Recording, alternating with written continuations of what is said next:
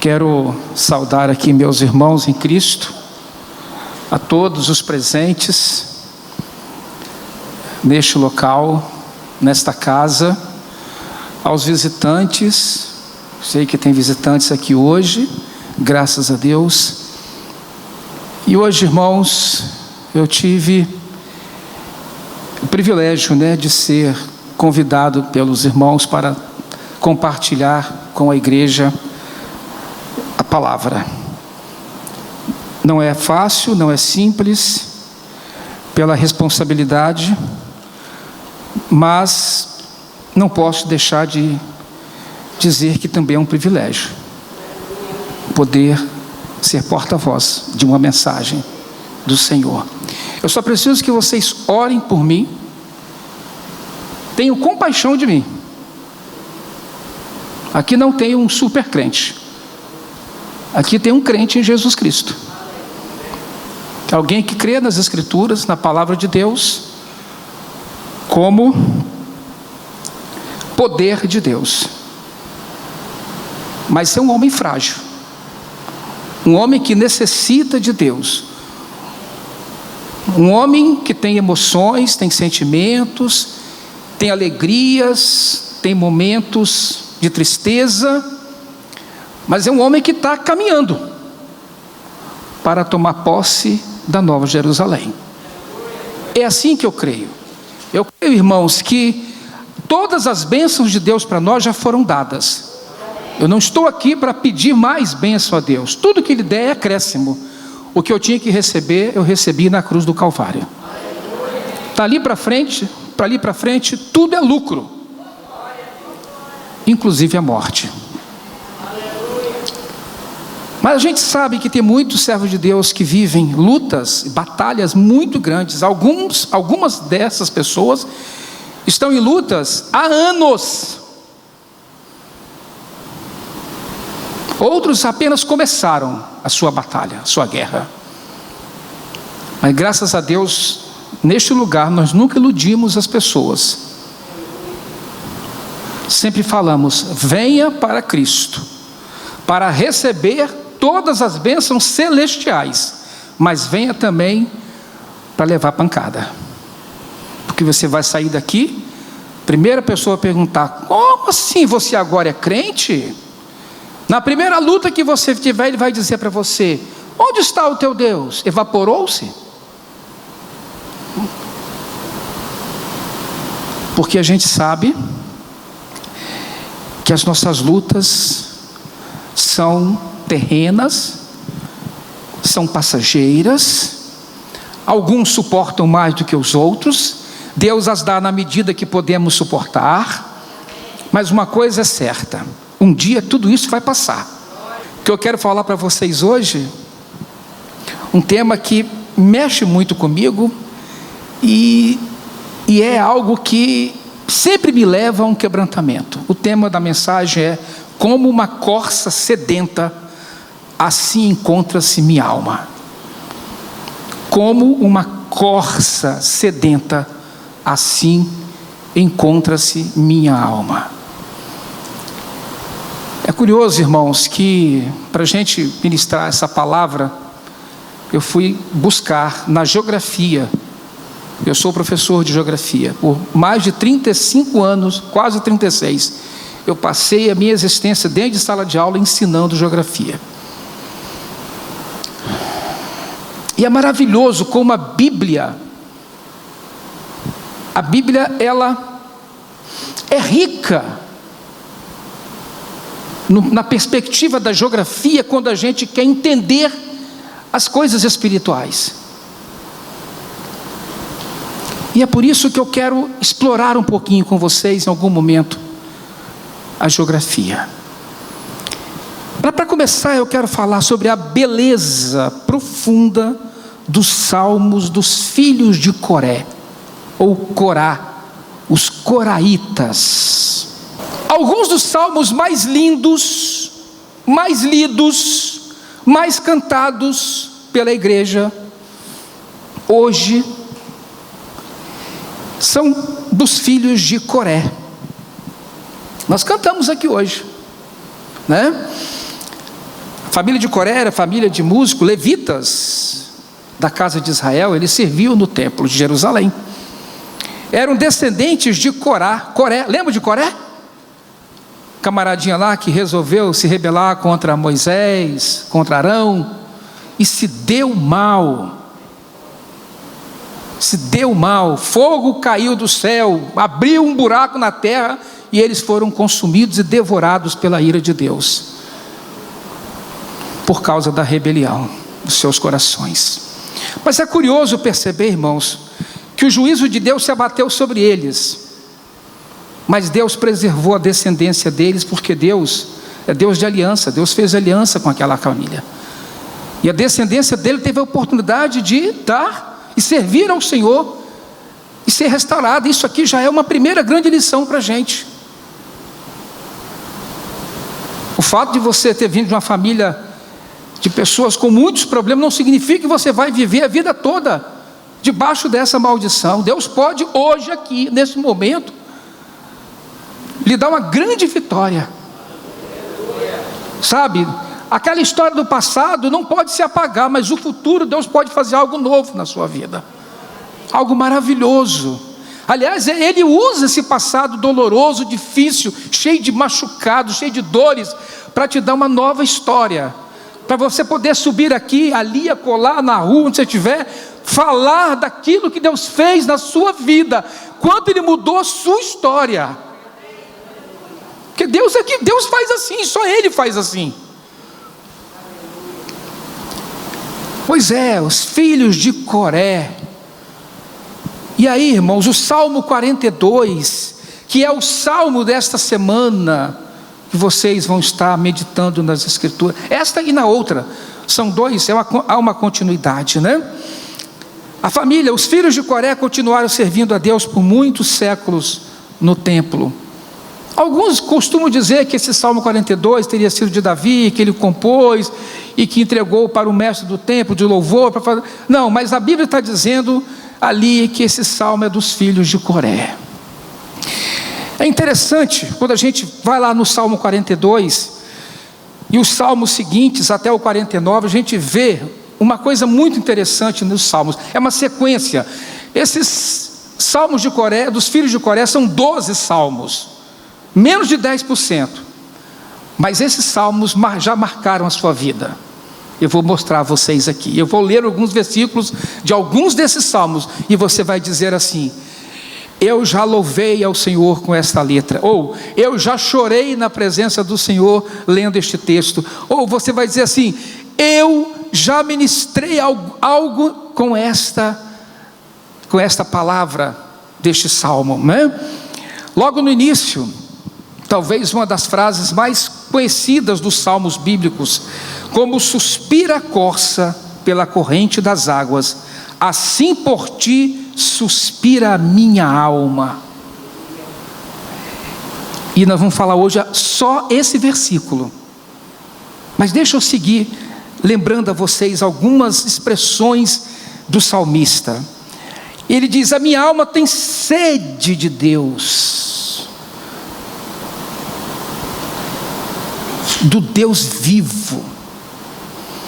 No versículo 3 ele diz: as minhas lágrimas têm sido o meu alimento dia e noite. Quem nunca leu isso? Quem nunca ouviu uma mensagem com um texto desse? Mais à frente, no versículo 5 ele diz: por que estás abatida, ó minha alma? Por que te perturbas dentro de mim? Por que te agitas dentro de mim? Porque não descansa, não se acalma, não se aquieta. Tem muita gente que não consegue. Tem muita gente ansiosa, inclusive no meio da comunidade cristã, mas muito ansiosa, sofrendo muito, por causa dos seus pensamentos, por causa das suas emoções, por causa dos seus sofrimentos, da sua história. Mas não acaba aqui. Lá no Salmo 46, também dos filhos de Coré, quem nunca ouviu esse texto? Salmo 46, 10: aquietai-vos e sabei que eu sou Deus. Você já deve ter falado isso aconselhando pessoas, pregando, evangelizando. Sim ou não? Claro. Esse salmo é dos filhos de Coré. Esse texto está lá. Quem nunca ouviu essa outra expressão? Deus é o nosso refúgio e fortaleza, socorro bem presente na hora da angústia. Salmo dos filhos de Coré. Olha aí, Leti, quanta coisa bonita, quanta manifestação gloriosa. Há um rio cujas correntes alegram a cidade de Deus, o santuário das moradas do Altíssimo. Algo que é citado lá no Apocalipse por João. Está aqui, Salmo de Coré. Mas não acaba. No Salmo 47, o Salmo 42, o salmista começa falando com a sua alma abatida. A partir do Salmo 47, ele começa a mudar. Agora, ele já começa a ter uma alma celebrativa. Ele diz: batei palmas todos os povos, celebrai a Deus com vozes de júbilo, pois o Senhor Altíssimo é tremendo, é o grande Rei de toda a terra. Quantas vezes nós já cantamos isso aqui, e celebramos, e dançamos, e choramos na presença de Deus com esta canção? Quem lembra disso? Parece aquele mesmo escritor lá do Salmo 42. Por que estás abatida, minha alma? As minhas lágrimas têm sido o meu alimento. Agora ele convida as pessoas a celebrar, a bater palmas. No Salmo 48 ele diz: grande é o Senhor, muito digno de ser louvado, na cidade do nosso Deus, seu santo monte, belo e sobranceiro, é a alegria de toda a terra.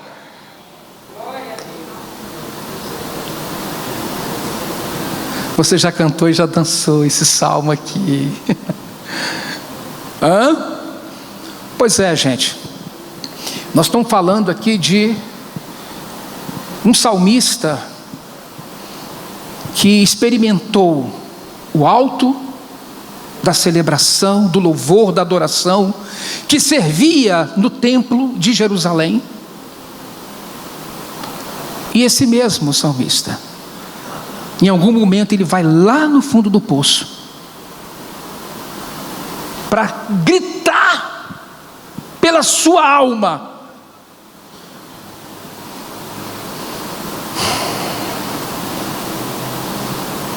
Isso é forte. Da alma batida à alma celebrativa. Mas tudo começa com a sede.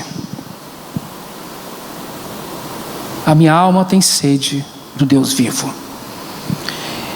E por isso, irmãos, eu quero entrar com vocês numa perspectiva geográfica agora.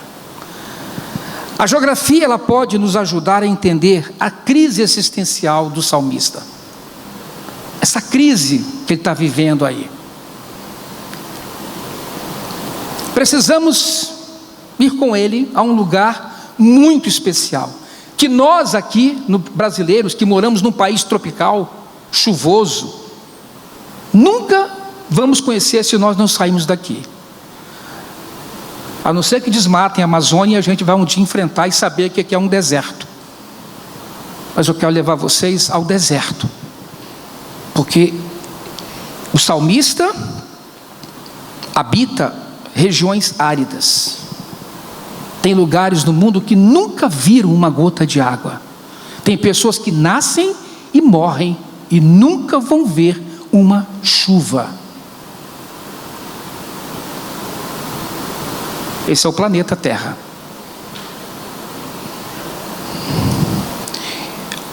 Interessante. Sede no deserto. Por quê? Porque o deserto é um lugar de escassez, não tem água, pelo menos na superfície. E aí o salmista olha e vê uma corça, um cervo do deserto. ofegante, sôfrego, fraco, buscando água. Ele vê aquela imagem que ele já conhece, que ele já viu muitas vezes, um animalzinho solitário, procurando, cheirando a terra, cavando, com sede. Ele olha para aquele animal e diz assim, tal qual essa corça, tem sede, busca por água, assim é minha alma para com Deus. Irmãos, isso é salmo, isso é poesia. É quando a gente traduz a nossa dor em poesia, nosso sofrimento, nossa agonia, em uma linguagem poética. E canta isso, porque isso tudo era cantado.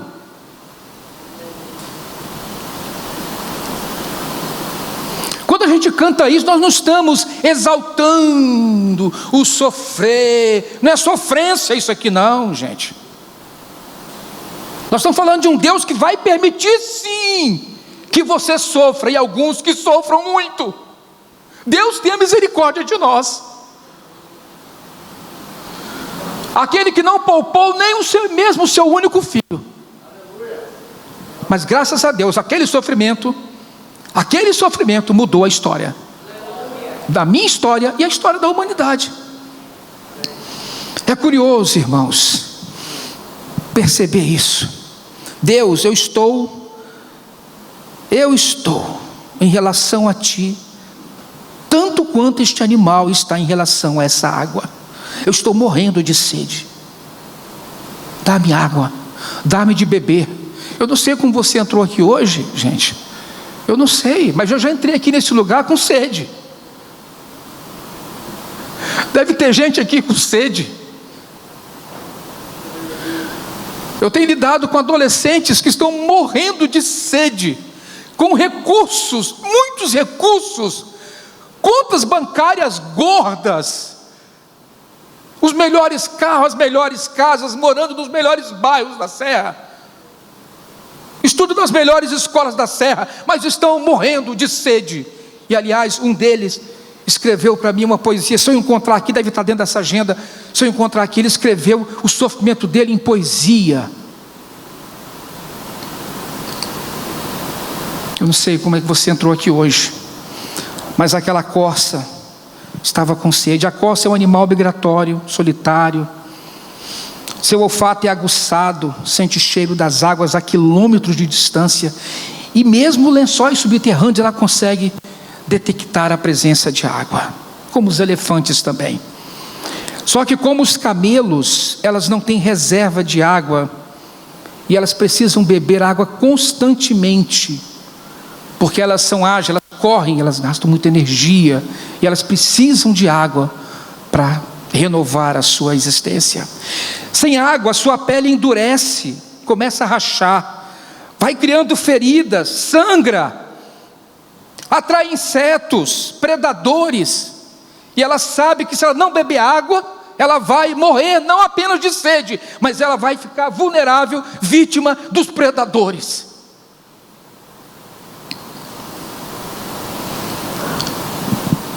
Tudo isso tem muito sentido, tem muito a ver com a nossa sede de Deus, quando a gente não consegue ir à fonte. Tudo isso tem a ver com a sua realidade aqui hoje, que você veio aqui e você sabe que a sua pele, a sua alma está ferida, machucada, sangrando. Deus hoje te oferece acesso às águas correntes, águas da vida, para você poder beber. Como isso acontece eu não sei, só o Espírito Santo pode te levar lá. Levou a mim, levou a muitos aqui dentro. É Ele quem faz isso, é Ele quem desperta em você o cheiro pela água, e a água é a palavra de Deus. Abra o seu coração, abra os seus ouvidos para entender o que está sendo pregado aqui hoje. Olha isso aqui, que coisa extraordinária, que coisa linda, irmãos. Quando ela avista a água, quando ela vê a água, ela corre desesperada, saltando,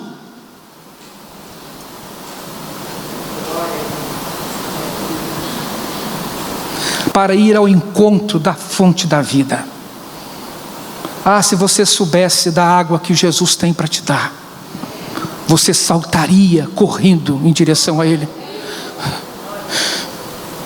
Às vezes eu converso com os meninos, só que eu não posso falar de Jesus dentro de uma escola, porque a escola é laica, e eu vou levar um processo.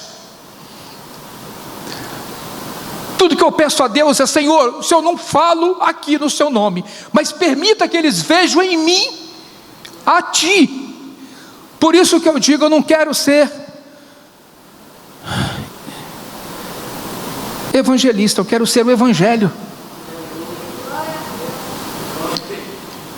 Deus pode até te chamar para ser um evangelista, mas que adianta você ser evangelista se você está atrás das ofertas gordas que vão te dar por onde você passar? Muita gente está vivendo disso. Tem uma boa conversa, tem um bom assunto, tem uma boa memória, tem um bom preparo, tem uma boa escola, e às vezes faz do evangelho, a piedade, fonte de lucro. Não estou dizendo que o obreiro não é digno do seu salário.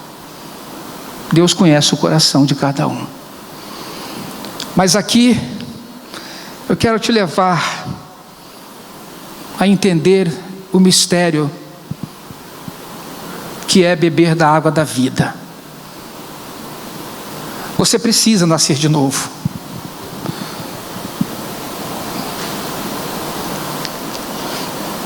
E essa água só é oferecida quem nasce do Espírito. Então eu peço à igreja assim, que fique em oração. Hoje na aula a irmã Francis contou uma história que me emocionou muito. Ela disse que tinha uma irmã que entrava no local, todo mundo trabalhando muito para o Senhor, trabalhando e fazendo, e ela ficava sentadinha, quietinha, sempre no mesmo lugar, cabecinha baixa ali, olhinho fechado. Aí alguém falou assim: pastor, pede aquela mulher para ajudar a gente a fazer alguma coisa. Ela falou: não, deixa ela ali, o trabalho dela é muito importante. Ela falou: pastor, eu não tenho força, meu corpo é frágil, eu não tenho saúde, eu vou ficar sentada aqui orando pelas pessoas que entrarem aqui, que entrarem neste lugar e que não tem Cristo. Eu vou interceder para que elas recebam Cristo. Esse vai ser o meu trabalho, pastor. Falou com ele. Então ele disse: deixa ela quieta, porque o trabalho dela é mais importante do que o meu que estou fazendo aqui hoje. Então peça a Deus para te fazer levar às fontes, como essa corça. Essa corça pode ser eu, pode ser você, em momentos de travessias pelo deserto. Tem muita gente vivendo no deserto. Essa pandemia tirou o emprego de muita gente. Essa pandemia trouxe problemas conjugais, relacionamentos, trouxe problema para filhos, relação filho com pai. Alguns pais ligavam assim: pelo amor de Deus, abre essa escola, tira meu filho aqui, senão eu não aguento mais, eu vou jogar esse menino pela janela.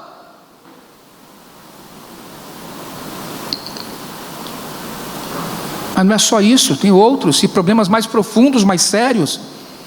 Só que para compreender o drama dessa corça buscando água, e da minha alma buscando Deus, para entender esse contexto, eu preciso avançar com vocês no deserto. Eu preciso entrar com vocês.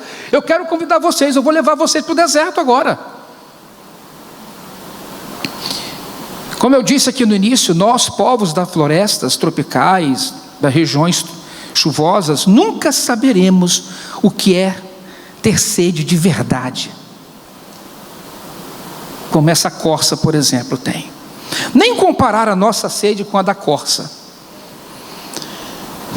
Na Bíblia existem 3 palavras hebraicas que explicam o sentido do deserto. O primeiro deles é Arabá.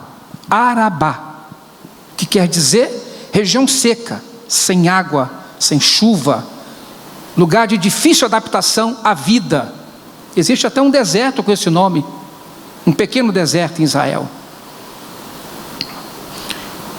Arabá, lugar seco, lugar onde não se tem acesso às águas com facilidade. Midbar, é outra expressão que quer dizer lugar aberto, onde você vai ficar exposto. E por fim, Tohu, que quer dizer vazio, desolação. Um lugar onde não tem água, um lugar onde você está exposto, um lugar de desolação. O deserto normalmente não traz boas recordações para quem vive nele, exceto quem vai lá para ficar dentro de um oásis, desfrutando de um hotel, né? 5 estrelas, que tem isso também. Mas quem atravessa um deserto, oh meu Deus, o deserto é uma das experiências mais dolorosas para a vida de um filho de Deus. E eu vou mostrar a vocês aqui o que é um deserto. Não preciso nem ilustrar, nem fotos. O deserto é um lugar de terras estéreis, de areias escaldantes,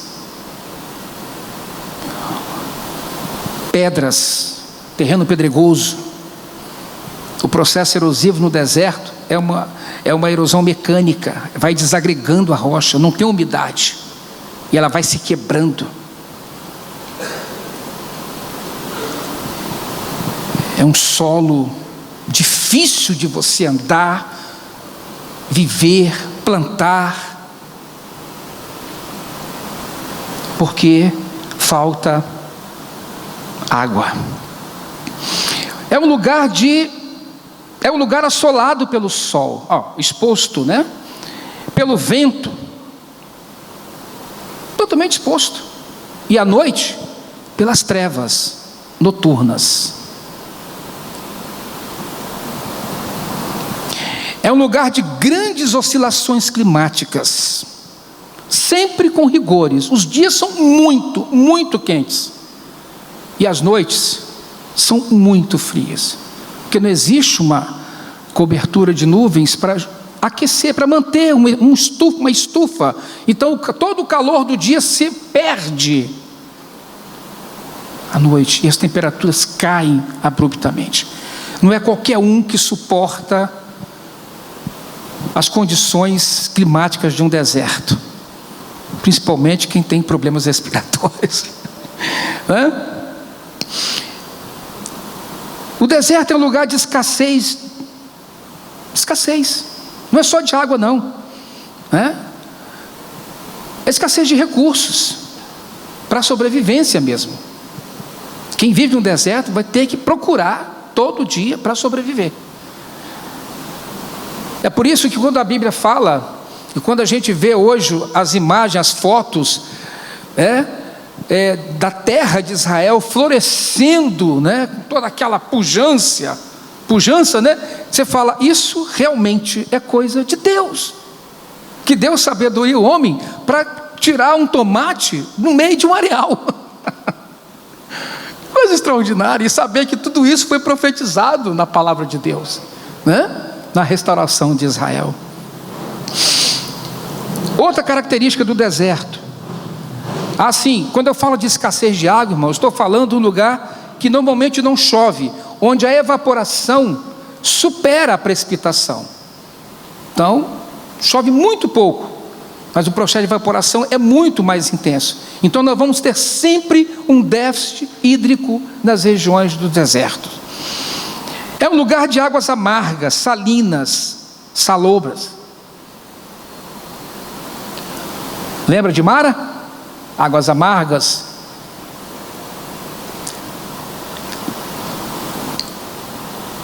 É um lugar de torrentes periódicas, nunca permanentes. O que são torrentes? A Bíblia fala das torrentes do Negueb.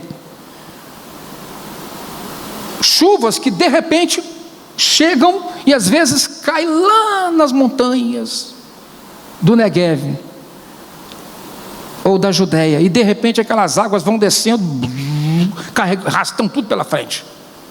são torrentes. A Bíblia fala isso, das torrentes do Negueb.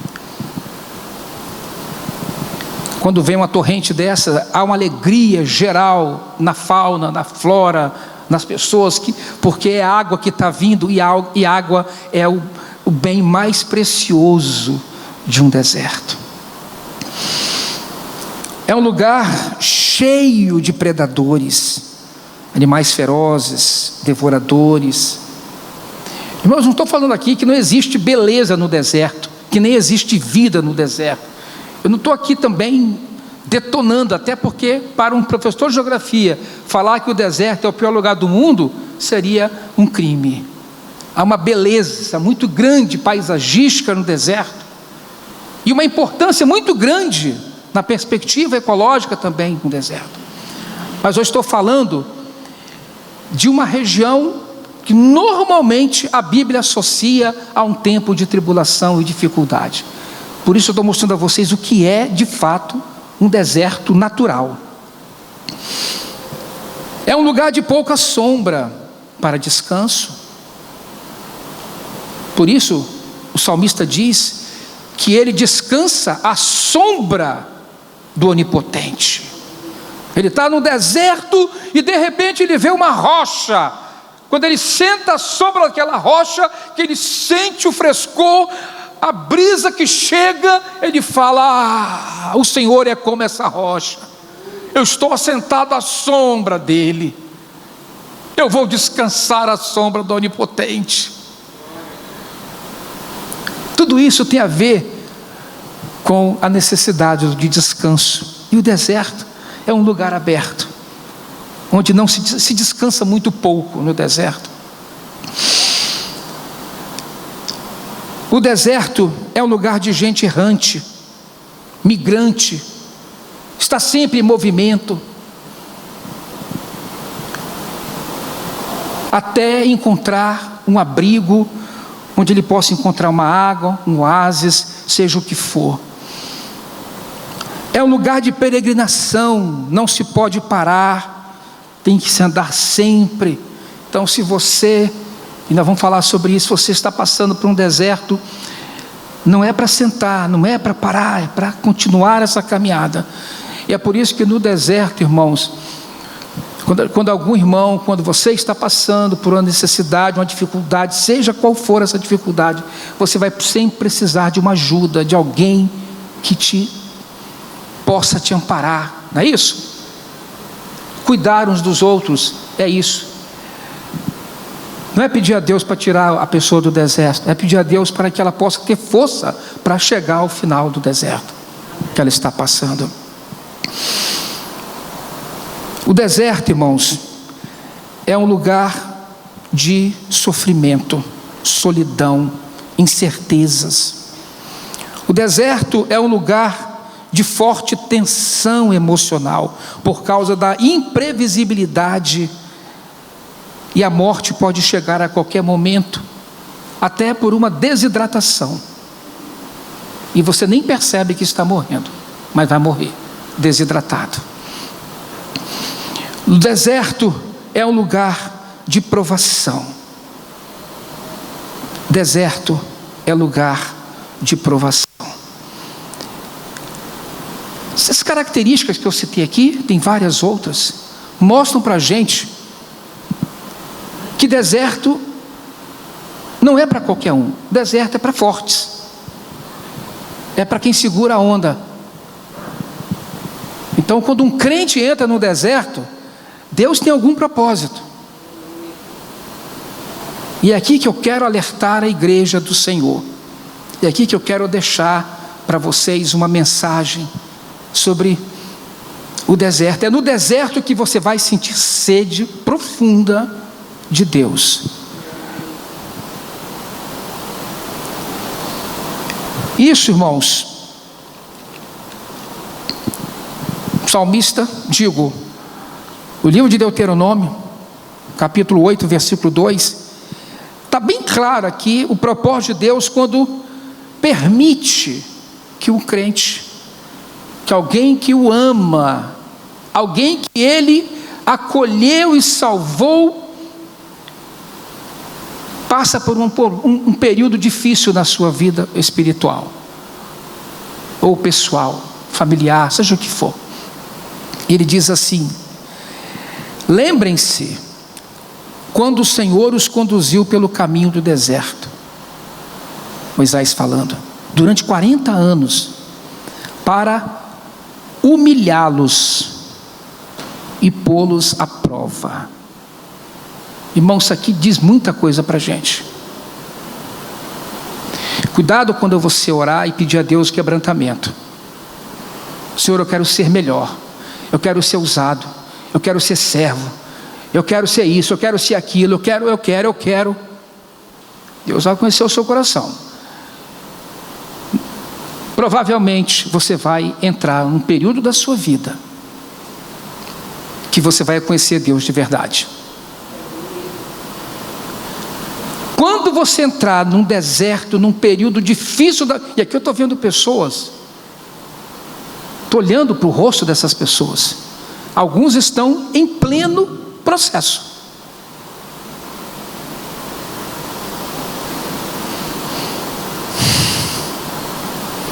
Aqui tem irmãos que eu sempre os conheço com os olhos molhados, sempre os vejo com os olhos molhados. E mesmo quando eles estão alegres, os seus olhos também se molham, talvez pela alegria do Senhor. A alegria também nos faz chorar. Deus pegou aquele povo e botou aquele povo no lugar para humilhá-los, para que eles pudessem exatamente ser quebrantados. Quando Deus coloca-nos numa situação difícil, sabe, Júlio, sabe, Deus, sabe, irmãos, preste atenção no que eu estou falando. Ele está fazendo isso com muito zelo por você. Ele quer alguma coisa de você. Ele está fazendo isso porque Ele sabe que você vai segurar a ponta, segurar a onda. Ele sabe. Ele está trabalhando em você, e não tem lugar melhor para nos tornar melhores do que um deserto. A fim de conhecer os intentos dos vossos corações. É lá no deserto que Deus conhece o nosso coração, e saber se nós vamos obedecer os mandamentos dele ou não. Se existe uma coisa que o deserto traz à tona, é a murmuração, a rebelião.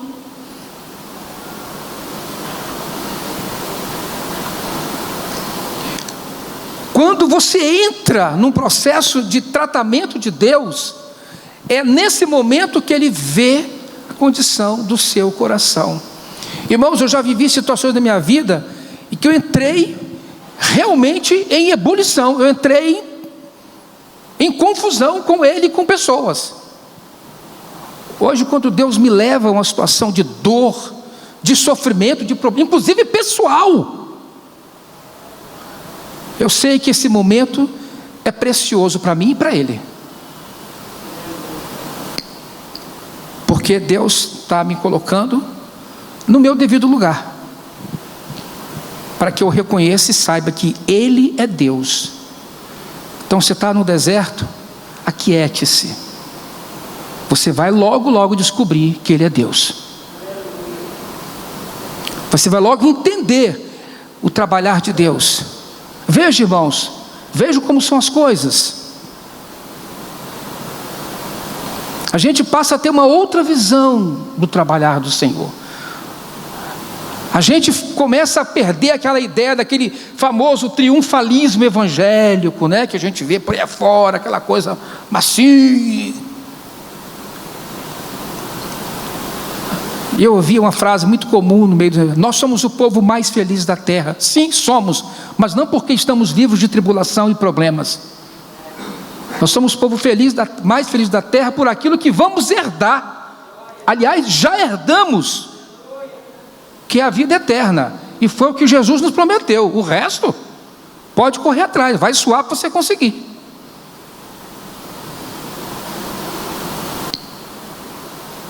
Mesmo assim, Ele pode te dar muito, inclusive muitos bens, para você poder ser útil ao reino dEle.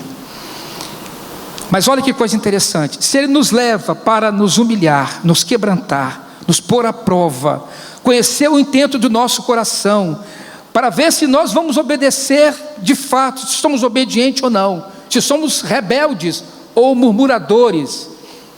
Também no deserto, diz Deuteronômio 1:31, também no deserto vocês viram como o Senhor os carregou, como um pai carrega o seu filho no colo, por todo o caminho que vocês percorreram até chegar a este lugar, que é a terra de Canaã. Olha que coisa extraordinária. Deuteronômio 8:2 fala de um tempo de provação, e Deuteronômio 1 diz de um tempo de proteção. Então no deserto, Deus está te protegendo, G. Protegendo você. Sabe, varão? Vamos, irmãos, entender o sofrimento como um trabalhar de Deus profundo na nossa vida.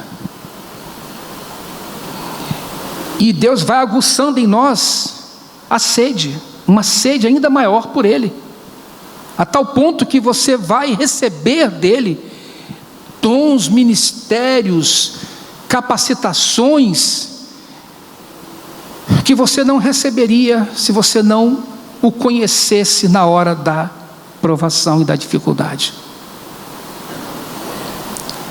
Jeremias 31:2 diz: o povo que escapou da morte lá no Egito achou favor no deserto. No seu deserto, Alessandro, você vai encontrar o favor dele. É no seu deserto que vai manifestar o favor do Senhor. Irmãos, nós estamos num tempo na comunidade, aqui entre nós, não é um tempo fácil. Nós fizemos a opção e tomamos a decisão de ficarmos um tempo sem reuniões presenciais.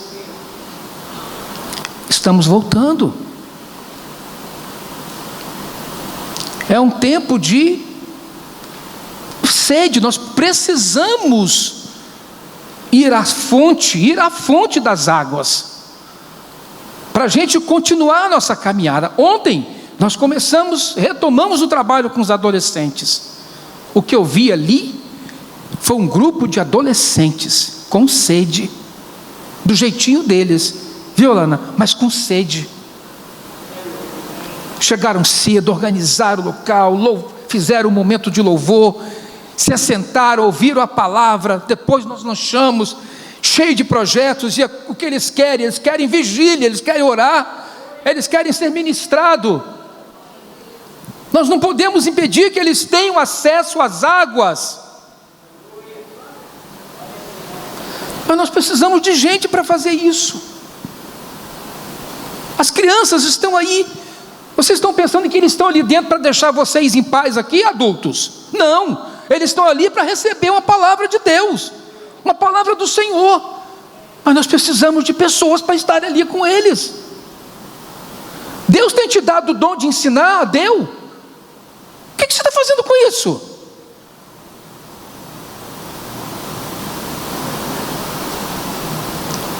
O que eu recebi do Senhor, o que eu posso fazer melhor para Ele, é dar aula. Eu sou o professor. Eu vou cuidar, eu vou me preparar, eu vou me organizar, eu vou preparar, eu vou ensinar. As crianças estão ali. Aqui o trabalho das irmãs, o trabalho dos homens. E as notícias que vão chegando para nós é que o trabalhar de Deus está forte. As aulas da escola bíblica hoje foi extasiante, irmã. Uma irmã que serviu ao Senhor a vida inteira, que o nome dela é serviço, o nome dela é trabalho, deu uma aula sobre como servir a irmã França. Eu só vejo a irmã França trabalhando. Tudo que ela falava eu dizia, não precisava nem ouvir. Ela está fazendo isso, ela já faz. Então vamos pedir ao Senhor que Ele nos encha, sabe, irmãos, como Ele preparou aqueles homens ali para a construção do tabernáculo, deu a ele habilidades, deu a ele entendimento, deu conhecimento, Deus colocou tudo ali na mão deles, e ainda deu entendimento para eles ensinarem, colocou no coração deles disposição para ensinar.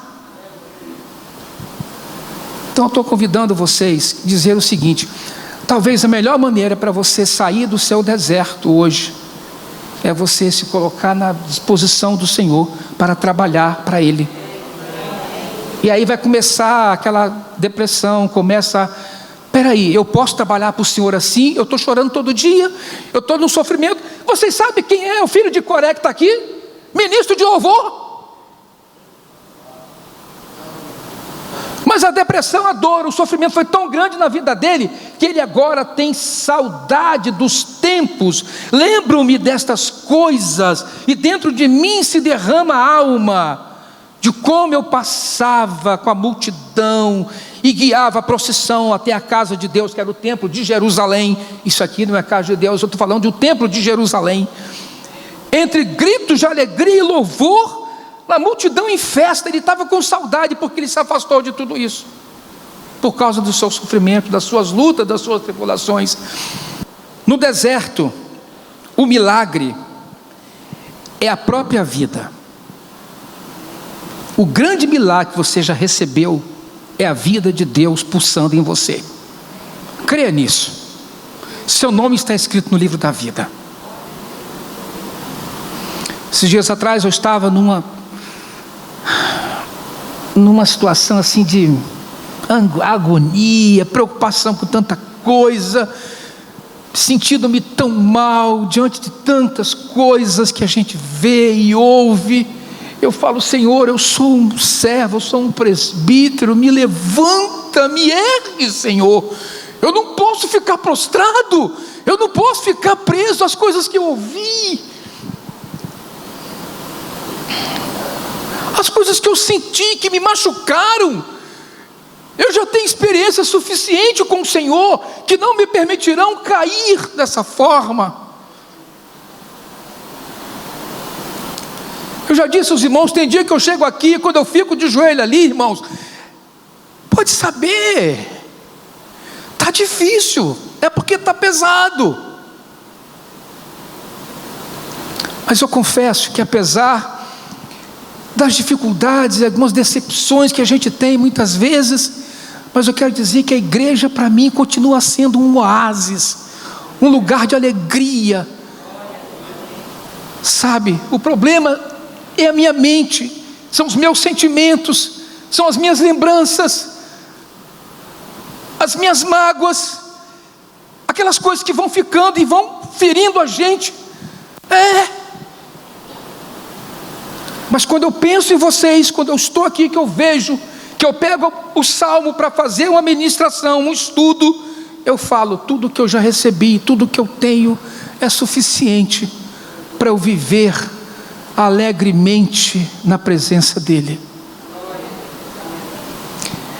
Então, no deserto, irmão, o milagre é estar vivo, sabia? Se você está vivo, isso já é um milagre. É sinal que você está sobrevivendo ao deserto. No deserto, a fé, irmãos, é real. A fé é uma certeza, porque se lá você vive pela fé. Ora, mas sem fé é impossível agradar a Deus. Às vezes é o deserto que me leva a viver uma experiência verdadeiramente de fé. É lá que eu vou olhar para Ele. E é também no deserto, irmãos, que a alegria não é uma farsa. Tem muita gente rindo, mas triste por dentro. A máscara, essa máscara, esconde muitas vezes Mas tem algo interessante por trás dessa máscara, porque os olhos te denunciam também. Os olhos mostram quando as coisas não estão bem. Às vezes você está com os olhos pesados, profundos, com olheira, com tristeza, mas com um sorriso no rosto, tentando forçar alguma coisa que está tudo bem, o que não está, quando não está. Mas no deserto o sorriso não é uma farsa. Quando você está no deserto e você sorri, é porque Deus te deu o óleo de alegria naquele momento, para você ter um descanso, um alívio, porque a lágrima tem sido o seu alimento dia e noite. Então quando vê um sorriso, é porque Deus está neste sorriso. Quando eu trabalho com os adolescentes por aí afora, que eu termino, às vezes uma conversa dura um tempo longo, e eles falam, escrevem, e eu, no final eu falo assim: eu não vi, eu o tempo todo aqui com você, eu só vi lágrima no seu rosto. Eu ainda não conheço o seu sorriso. Posso conhecer o seu sorriso? Sabe, ele te fala assim, aí ele fala assim, posso? Aí ele tira a máscara. Quando ele tira a máscara, aí eu falo: dá um sorriso para mim. Aí eu dou um sorriso. Aí ele dá aquele sorriso assim. Aí teve um que falou assim: há tanto tempo, professor, que eu não dou um sorriso. Interessante isso, né? Então,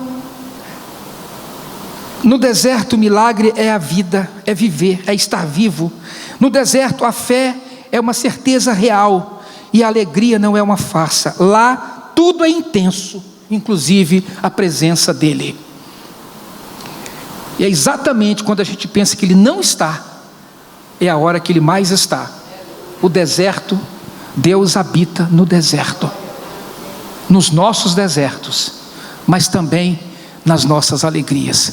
Só que lá no deserto, a presença dele é muito intensa. Não peça a Deus para te tirar do deserto, peça para estar com você nessa travessia. De lá, do deserto, é que saem os tementes, os dependentes, os verdadeiramente crentes. Eu quero terminar aqui a palavra que Deus colocou no meu coração, para você hoje sair daqui, sabendo que a experiência difícil que você está passando, dolorosa, como o salmista passou aqui. A minha alma tem sede de Deus, minha lágrima tem sido o meu alimento dia e noite. E aí vem aquela questão mais dolorosa. Aquele seu amigo que te viu se render a Jesus, que te viu entregar-se a Jesus, que viu a alegria, você subindo, para a adoração, para os louvores ao Senhor, viu você trabalhando na obra, e de repente você desce numa situação de dor e sofrimento, e ele ainda vem para você, ainda pergunta para você: e o teu Deus onde está? Você está com sede? Não encontra as águas? Onde está o teu Deus? Evaporou-se?